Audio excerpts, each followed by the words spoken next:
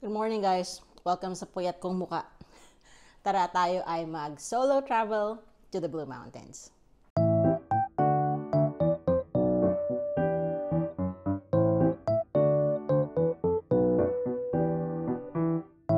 Nagmamadali ang almusal ako kasi malapit na mag-alas 7.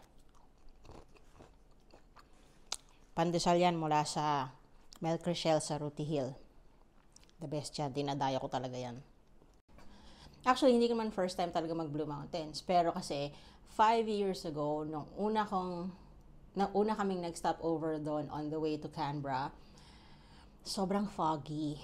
Hindi nakisama ang kalangitan. So, hindi ko nakita yung Three Sisters, yung mountain range na nandun. So, sabi ko, kailangan mabalikan ko to. Lumipas ang 5 taon, pero hindi ako makabalik-balik. So, naisip ko ngayon na merong long weekend ngayon dito sa Sydney.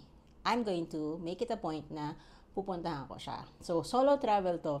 Pero hindi tayo magdi-DIY, magko-commute kasi mas mahaba yun, mas matagal. Nag-book ako ng tour sa Klook. Hindi to sponsored.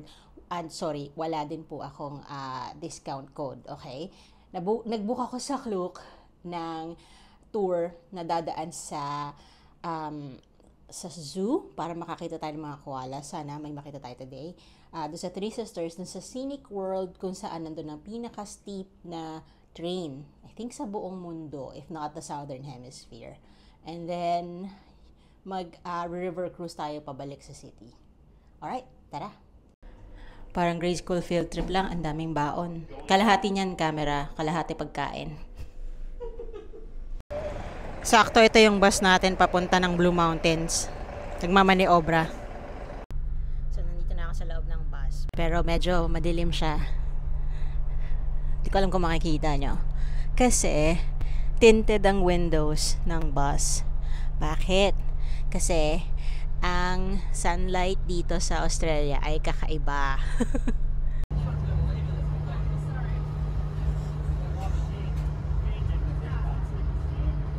Port Jackson. So on any nautical maps, it'll be classed as it'll be classed as Port Jackson, but commonly known as Sydney Harbour.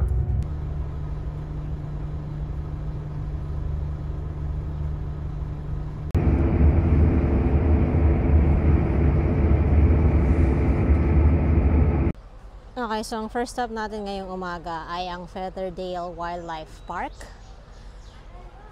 na nandito lang pala malapit sa Blacktown.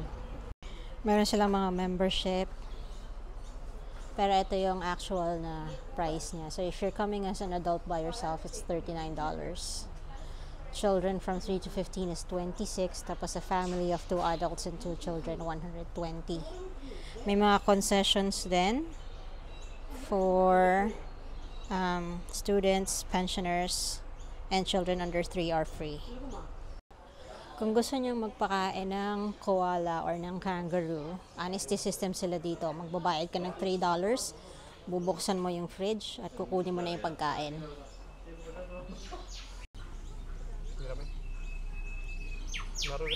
Ayan, nagpapakain ng wallaby. May mga iba-ibang ibon din. Nakita nyo yung nasa likod, yung medyo orange. Ang ganda ng kulay, oh.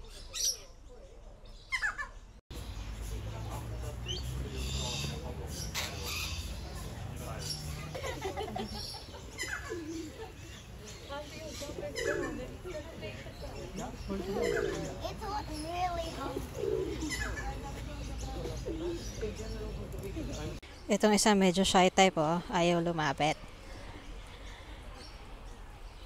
Mag-isa lang siya doon sa corner. Itong isa bawal pakainin kasi nangangagat yan. Wombat. Meron ding mga ducks, oh.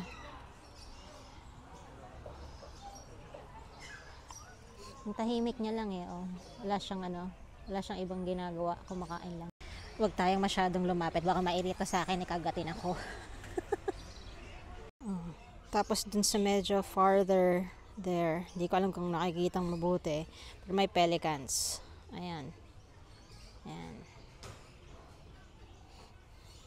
Meron pa dun sa tubig, lapitan natin. Ayan. Nangangagat din yung mga yan, kaya konting ingat. Kumukuha sila ng pagkain dun sa tubig. Ayan, oh. dinadive yung ulo. Naghahanap ng pagkain.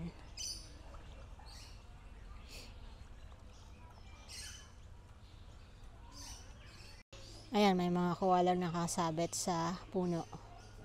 Mukha lang siyang toy, hindi siya mukhang buhay. Ginagawa lang niyang mga yan ay kumain at matulog.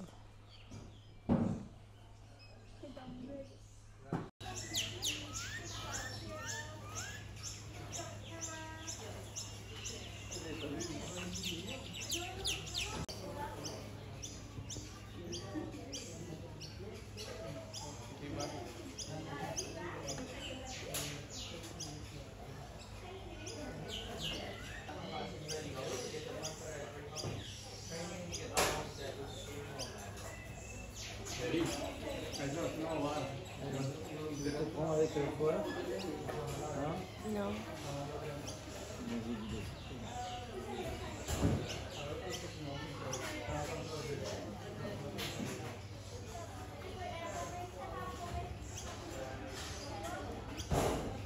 Kung gusto niyo magpa-picture with the koalas, pwede naman, pero may bayad.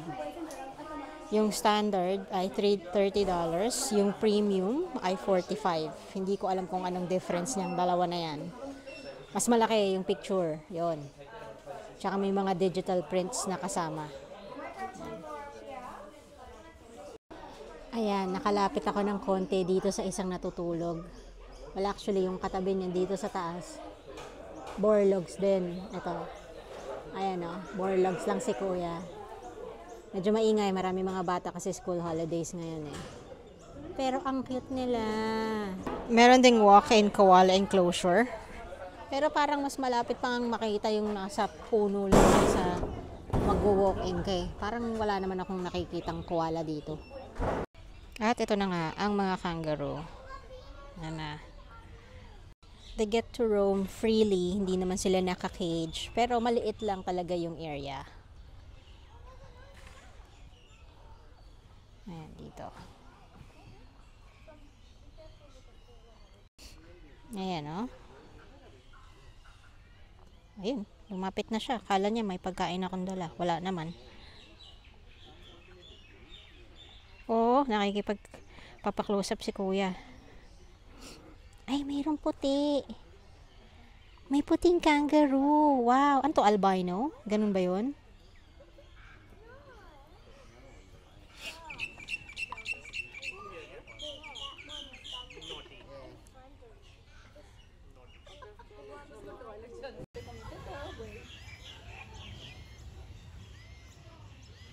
Actually, itong Featherdale Wildlife Park, hindi siya basta-bastang zoo. Itong Featherdale Wildlife Park. In fact, it's considered more as a rehabilitation area para sa mga injured animals. And it started out nung merong yung may-ari nung originally nitong Featherdale Park, nag-adopt siya ng mga animals na injured. Tapos, pinapagaling niya. Yan, tinaalagaan niya hanggang sa ready na silang ma-release ulit into the wild. Hanggang sa lumaki ng lumaki, he had to purchase additional land para ma-contain yung mga anong tawag dyan, yung mga animals until the hobby got out of hand at hindi na talaga kayang i-sustain by just their family. So, in 2018, nabili ng isang corporation tong Featherdale Park. They've maintained it. Nandyan pa din pati yung family, yung tulong ng family, na original family na gumawa nito. Pero, meron ng corporation behind it. Yan. At ito yung corporation na land.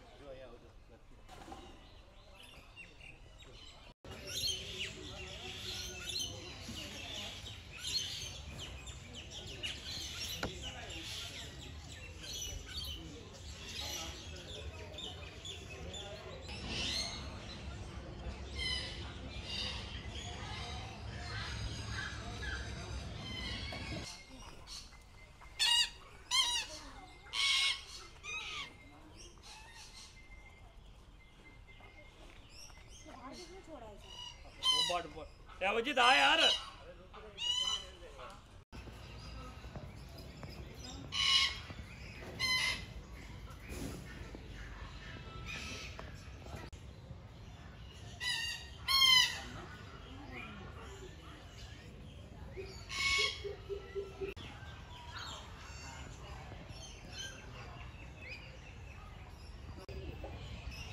Kala nila meron akong pagkain kaya nagsilapitan sila. Sorry to disappoint you guys. Wala. Mahiyain yung Brolga. Size 1 to 1.3 meters.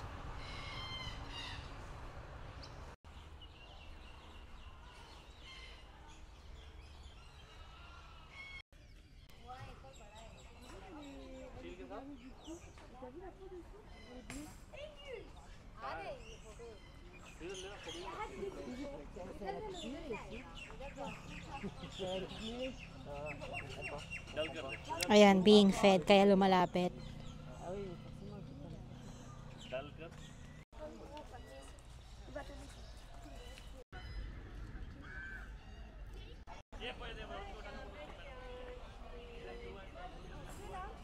Il a fait des images extraordinaires, il les fait s'envoler.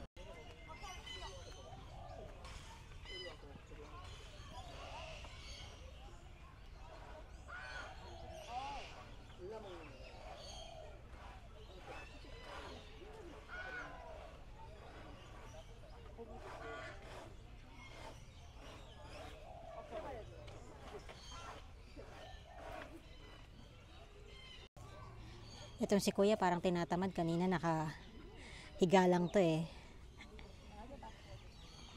Papakit lang. Tapos yung isa doon. Ayan, kumakain. Ganun lang.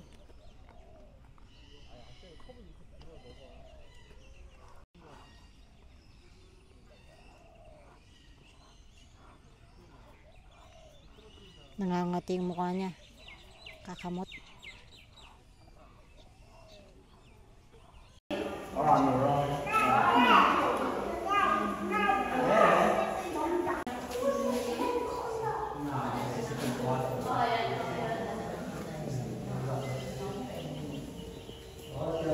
Oh, snake. You see the snake?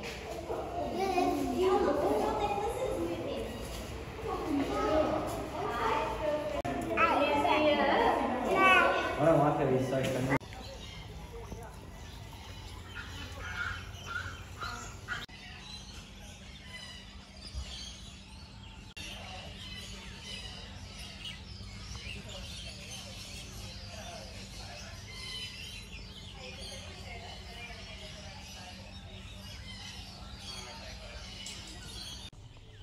Ito ang hindi ko ina-expect dito.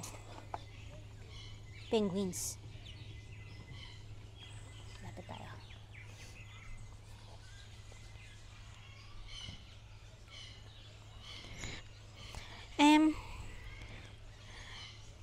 Hindi siya sinajudge ko sila, no? Pero, ang baho nila. Sila ay amoy isda, malansa, masangsang. Pero ang cute niya lumakad, oh.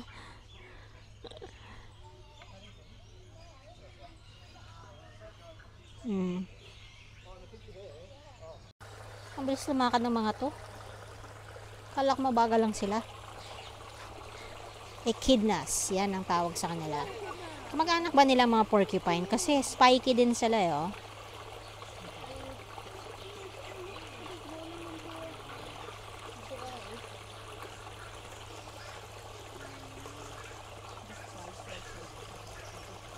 O, nagtago na, nahiya. Yun. O, ito pa yung isa.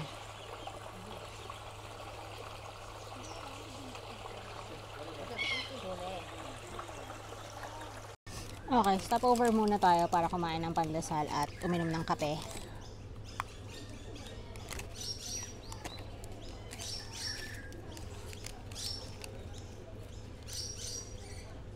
Para ako nasa high school / elementary field trip. May baon talaga ako. Nakalagay sa bus, bawal kumain. Bawal uminom. So, nandito ako sa picnic area ng Featherdale Park para kumain.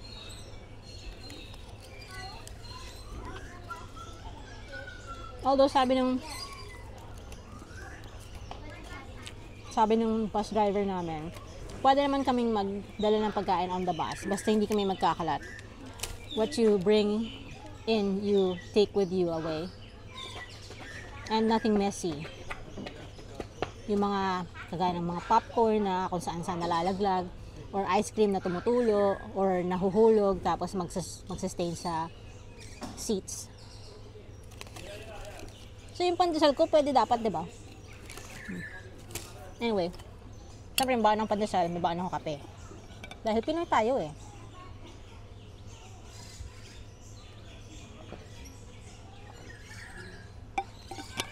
Ang mahal-mahal kaya bumili ng kape.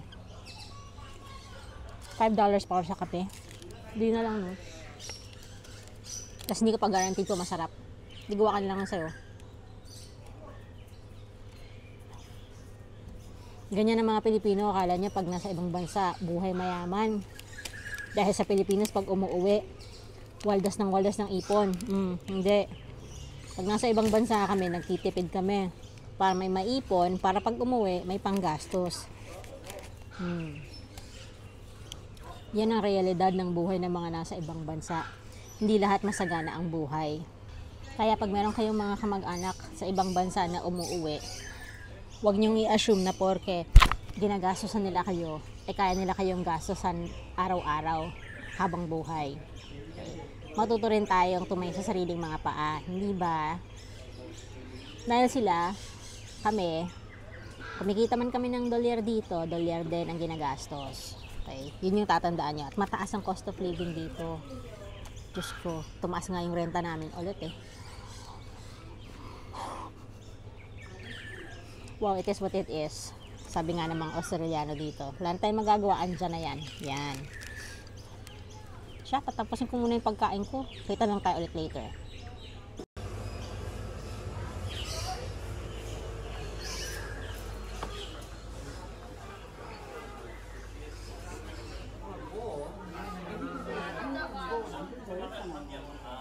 So look at more.